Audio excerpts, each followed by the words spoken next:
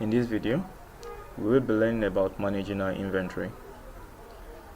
To manage your inventory, there are certain things you need to consider apart from the items itself. You have to consider the items category. Before creating any item, you must have to factor it into mind that these items must be categorized. So the first thing you need to do in managing your inventory is to first create a category for each of your items. To do that, we have a sub-menu called Items Category. To have access to the Items category, under the main menu, you could find the sub-menu called Items Category.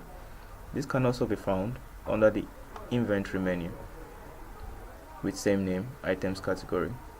So to have access to it, you click on it. As usual, it displays for you two different fields on your dashboard. The one to your left, which you're familiar with, the form section or the information section, while to your right you have the manage category dashboard. So the manage category dashboard displays for you a list of all your created categories, the one you have already saved, or any new category you create will be enlisted amongst the list. So let's go ahead and create a new category. To do that, as usual, you click on the add new record button. Now this displays a form for you to your left, where you have the name of category, the type of category, the store, expense account, income and assets account. Let's go ahead and fill all the fields. So let's say vaccine.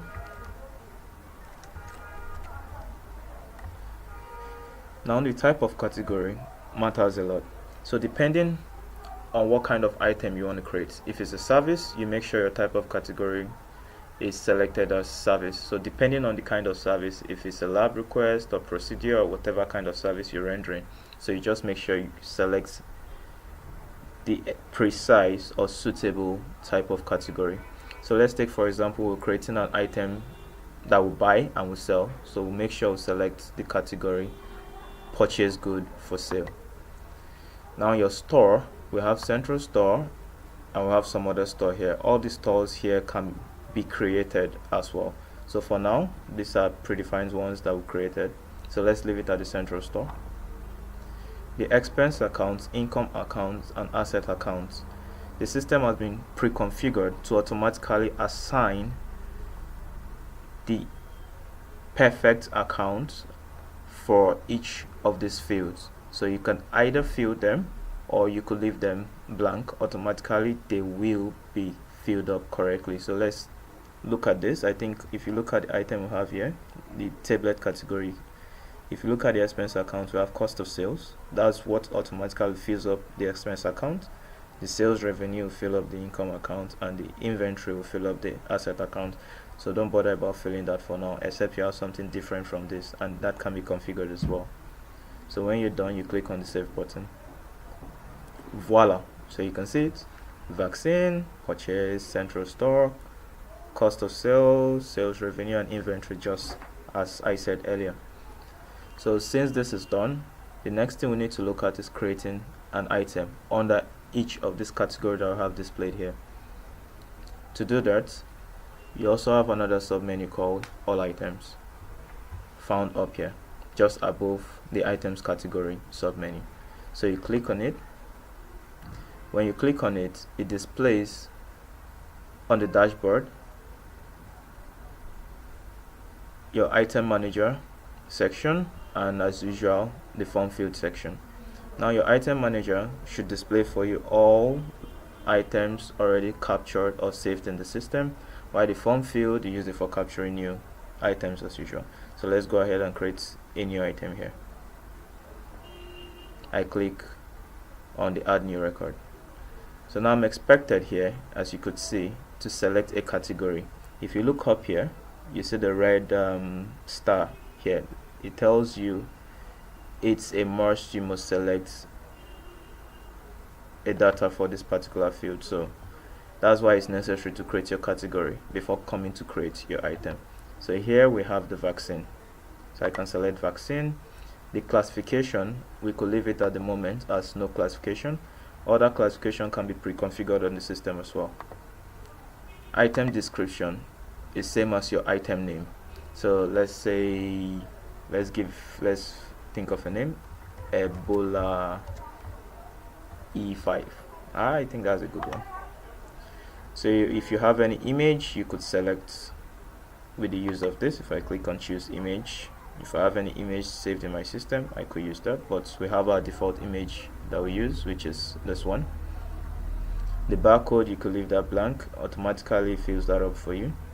So let's say the item as well, at this point, the item type, you must have to select same thing as that of the category purchase good for sale. Your reorder level, if you leave it blank, is going to be 0. If you feel like, you could put something else for safety purpose, but by default it's always 0. You fill in your cost price. I say my selling price. The currency could be Naira, Great British Pound, Euro, US dollars, so but let's leave it at Naira. Then the value per unit, you could leave the blank as well. The unit of measurements, depending on whichever one you want, you could fill that in. This also can be configured in the system to add more units of measurements. For now, this is what we have configured in it. So let's say grams. Then the opening stock, you could leave that blank as well. But if you have your opening stock, let's say you have a value for it, you could put that in as well. So let's save the item. Now we have our item, as you could see, vaccine Ebola E5. But at this moment, we don't have any stock available for this particular item. So if by chance you go to your point of sale or your sales order, you wouldn't find this item because the stock level is 0. So let's go ahead and create another item. I can say Ciprotab,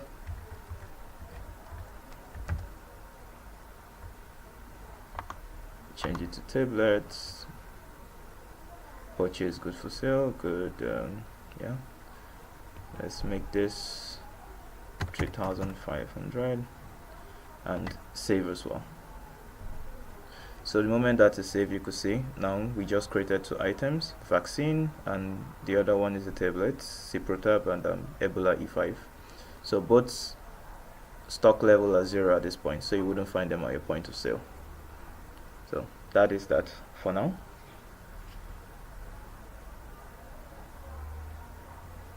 If there be need for you to modify any of the item, let's say the selling price and all, you could just pick any of the items here, edit record, go down to selling price. I can change this to 200 and save. So if you look up here, the selling price from 150 has gone up to 200. Now let's change this other one, that's for paracetamol, to something else. You highlight, select, edit, scroll down to selling price, modify, and click the save button. That does the magic for you, easy and fast. And as usual, if your stock level is much or your items are pretty much and you need to pick out a particular item, you could easily search that out. Ciprotab, if you know the full name, just type it up, it brings the item out for you, or you could just put 2 characters and you still have that. So what next for us? Let's look at transferring items from one point to another. At this point, you need to take note that Ciprotab and Ebola, we have nothing on them. So if we go to the transfer points, you wouldn't find them available. So trying to transfer an item from one place to the other, we have stock and stock transfer. So here, if you click on the stock transfer submenu, this is still found under the inventory menu. To your left hand side, we have the source location, while to your right hand side we have the receiving or the destination location. So here, let's say our source location is the central store. Here we could say the destination location, probably pharmacy or something. So here you could see, as I said earlier, Ciprotab, the stock is 0, Ebola, the stock is 0. But that of Panadol and paracetamol, you could see we have items available for them. So let's go ahead and try to transfer some stock from the central store to pharmacy. So let's say we'll pick Panadol, I'll pick paracetamol.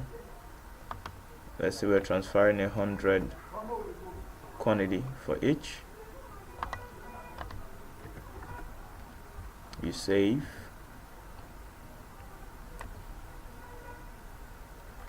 Put in your comments.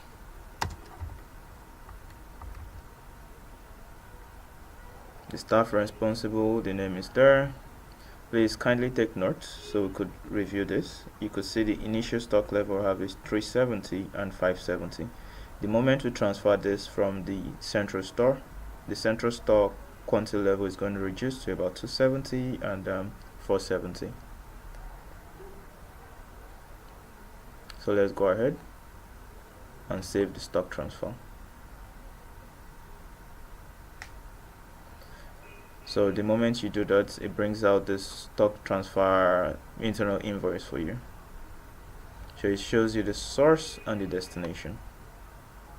So you could see our Panadol has reduced to 270 and paracetamol has reduced to 470. So let's check out the pharmacy store up here.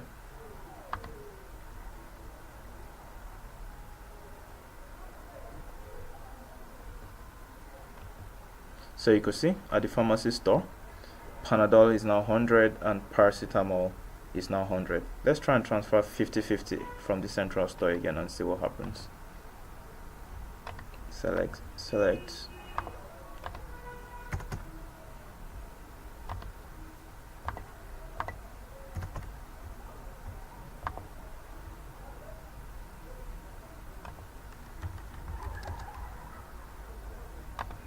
Save. Now you could see both have reduced by 50. Let's confirm that at the pharmacy store. You can see at the pharmacy store, Panadol has increased again by 50 and paracetamol has increased by 50. So this is how you transfer stock from one store to another store. Then we have another menu called stock issue.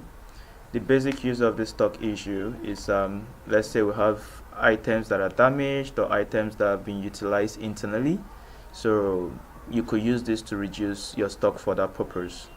So to do that, you access this menu called stock issue. Clicking on it displays a similar interface as that of the stock transfer. The dashboard is what you have on the dashboard is quite similar, but on this other side where you should be having your destination location, here you're having reason for the utilization. So here we have reasons for the stock issue, sorry. So here we have utilization, other expenses, and damages. So if there be any need for any other thing to be added here, that can be pre-configured as well. So let's say we are issuing stuff from the central store. Let's issue out 2020 out of this Panadol and paracetamol.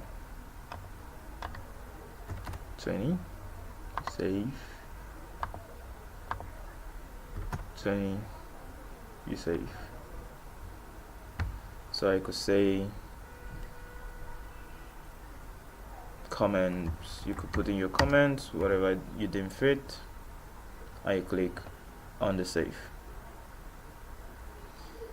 The moment that is done, you could see it prints out a stock issue invoice for you. So here you have your reason, materials utilized. So depending on what you pick or select at this point, that's what you're going to have printed out or displayed on the issue invoice, the internal invoice anyway. So that's that.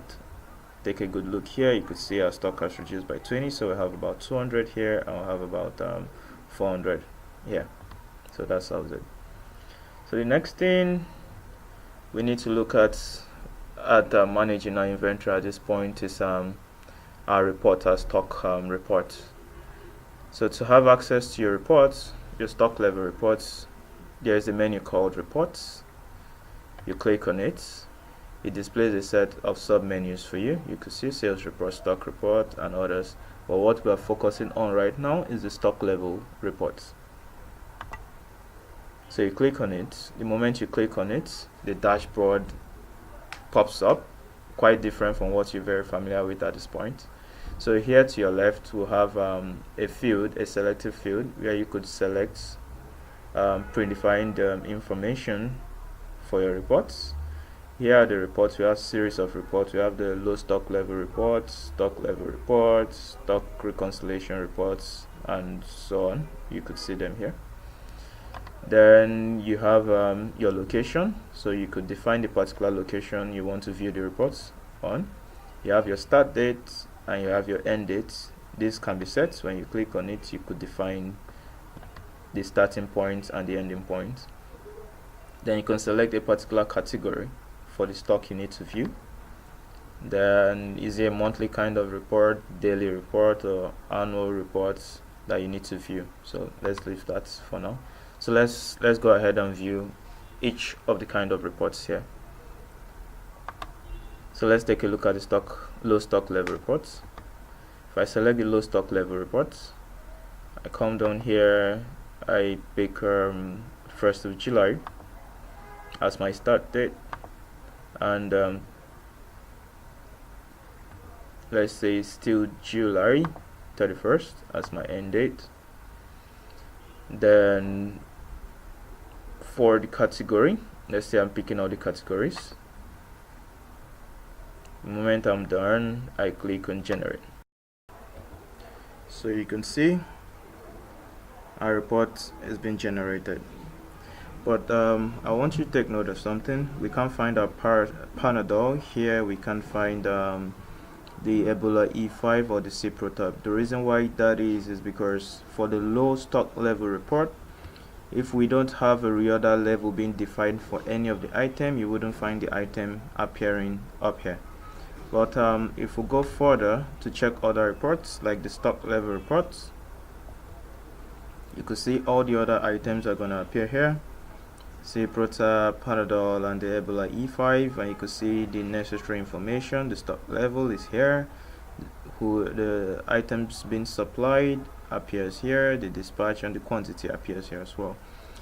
You could go further to check stock reconciliation report, stock value report. You could see the stock value report has both the cost price, the total cost, and the selling price. But we also have something quite similar but shows the cost alone. That is the stock value report, but cost only. So you can see the cost, you can see the selling price here. You go further, you see the stock supply history report.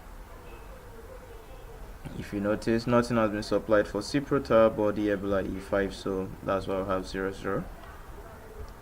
Then finally the stock expiry reports. So we don't have any of the items expiring between 3rd of July to 31st of December per se. Okay. Oh, let me fix back the initial dates. So we still don't have anything expiring between 1st of July to 31st of July.